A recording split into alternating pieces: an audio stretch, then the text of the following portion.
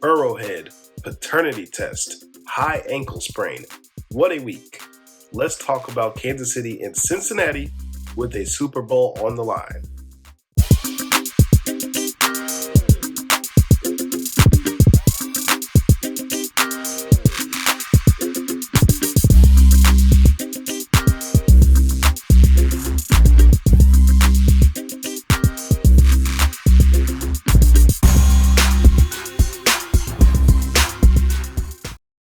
Welcome.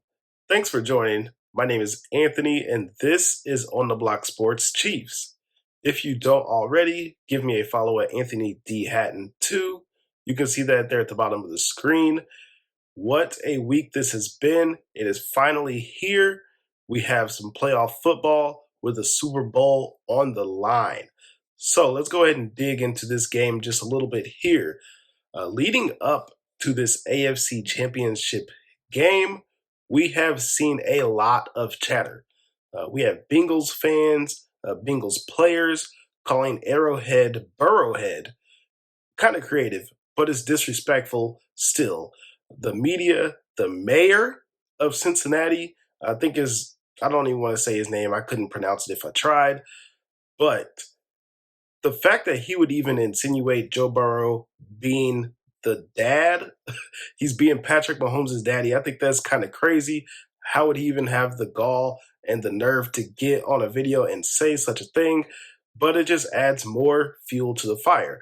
I think what we have here is a lot of chatter, a lot of bulletin board material from the Chiefs side of things. There's been mostly class. Andy Reid, he does a good job at trying to be about business. The main focus that you hear about has been Patrick Mahomes and his high ankle sprain.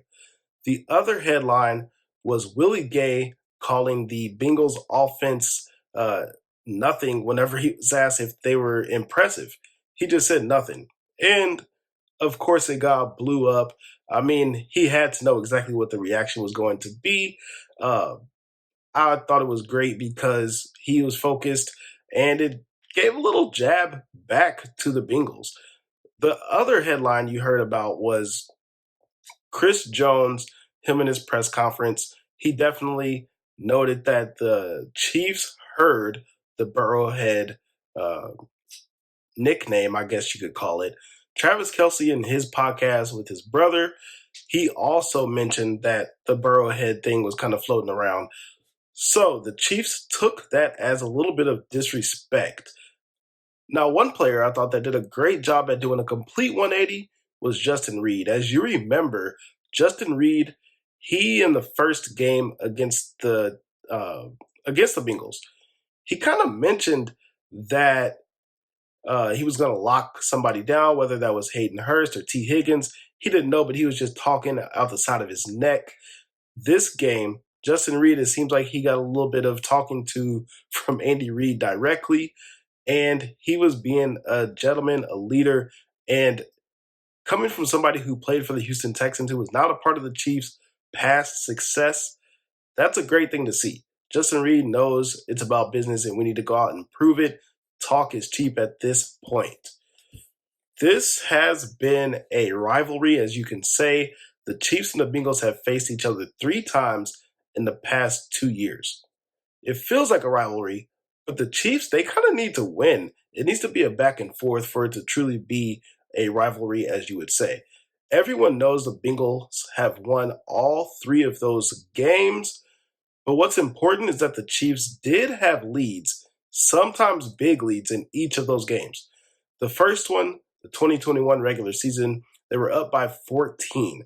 The second one, last year at this time, they had faced them in the same AFC divisional round of the playoffs with the Super Bowl on the line.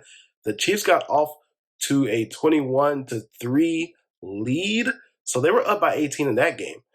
And then also in this regular season, the 2022 year, they were up by 7 points. So they were up by a full touchdown, and they just let each of those slip away. So I do want to hit a little bit on how we got here for each, the Bengals and the Chiefs.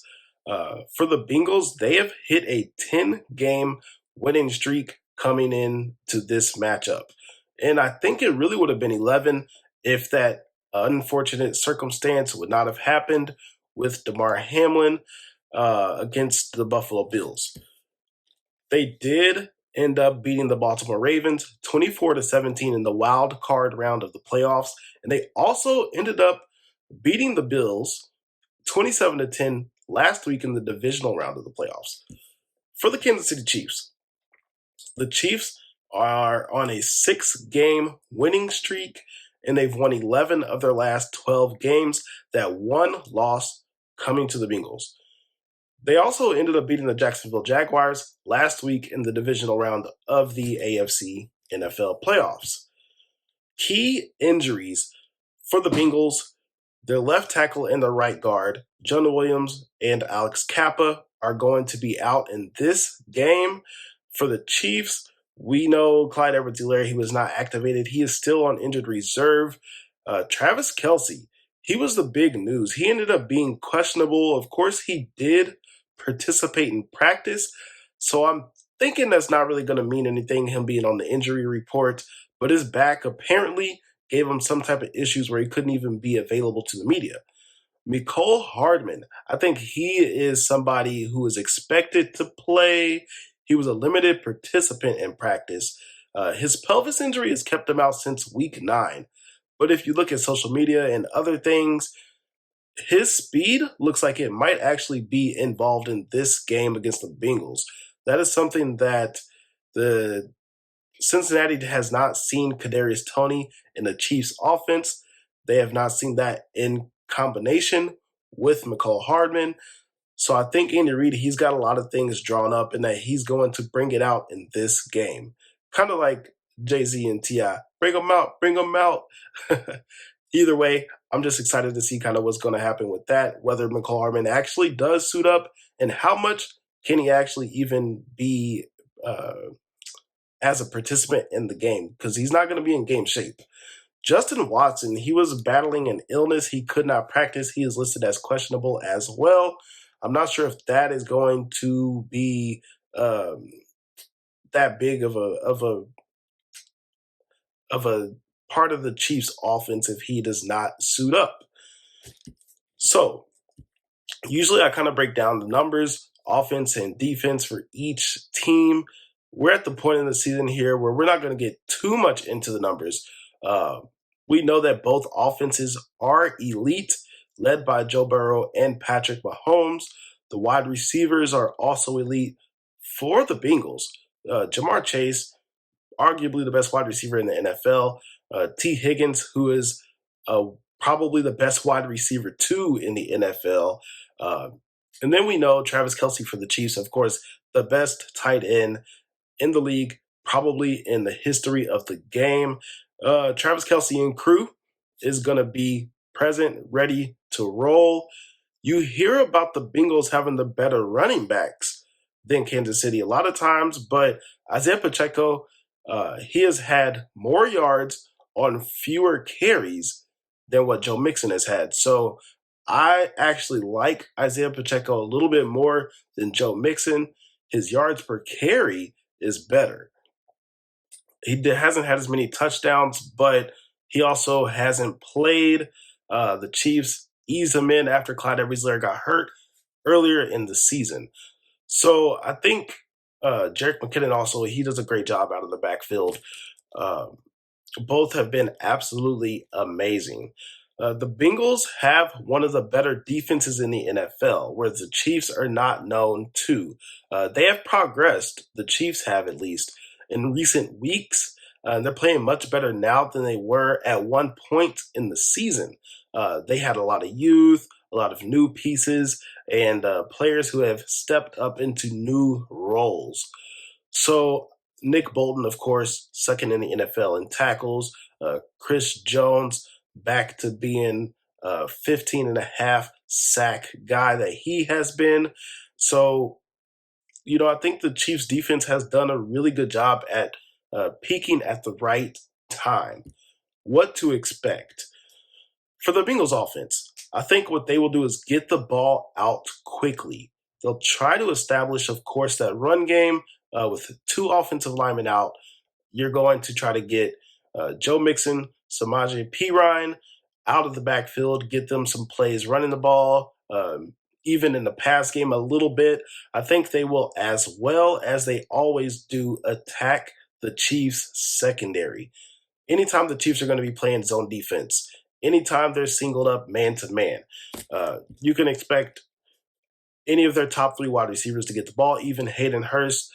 Joe Burrow knows exactly where to go, and he's not afraid to throw the ball at any part of the field. The Bengals defense, I think what they'll do is they'll put timely blitzes on Mahomes more than they probably have in the past, especially whenever you think about him having a high ankle sprain. They're going to try to test that out a little bit. Any NFL defense is going to do that. So it's not dirty, it's just what happens. They'll mix up coverages. They're good at every single coverage that they play. Last game, I thought it was impressive how the Bengals, they do a good job at playing this collective quarterback spy defense where they drop 7 and 8 defenders. And no matter where Patrick Mahomes moves around, they shadow him.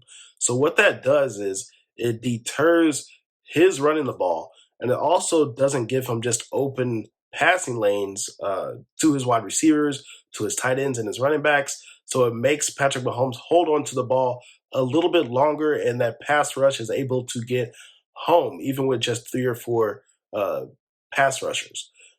I think that has worked 3 times in a row against the Chiefs.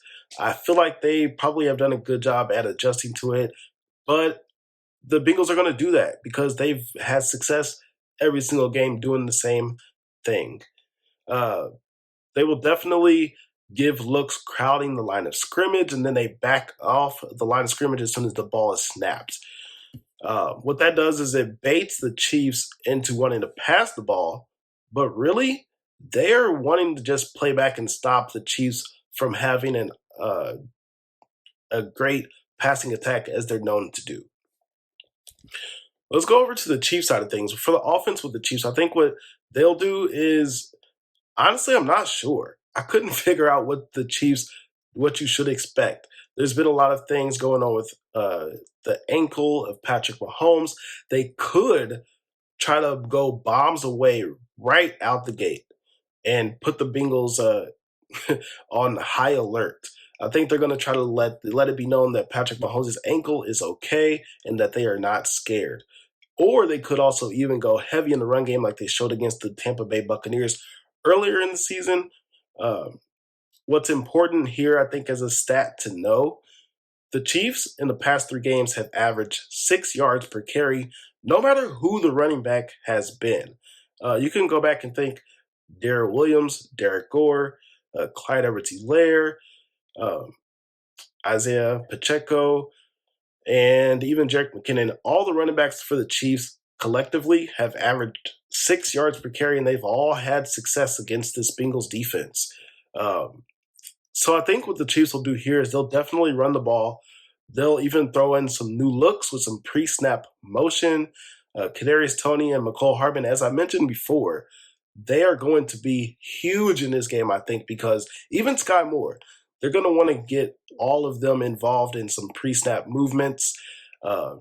Travis Kelce, I'm hoping that he's healthy enough. He also gets included in that, and that creates mismatches. And also the biggest thing I think for the Chiefs offense is just don't give the ball away. You do not want to give the Bengals extra possessions and make things that much harder on yourselves. The defense, with 2 linemen out, especially at the left tackle and the right guard position, playoff Frank Clark the Shark needs to show up. I think he will because he just does. He may not be that great in the regular season, but every time the playoffs come around, you can expect Frank Clark, 5'5", to go ahead and get to the quarterback. Chris Jones, I think he'll get that playoff sack that he's been itching for. Joe Burrow just needs to fill their presence. And the whole defensive line. Colin Saunders, George Karlaftis, I'm sure they will get in the mix as well.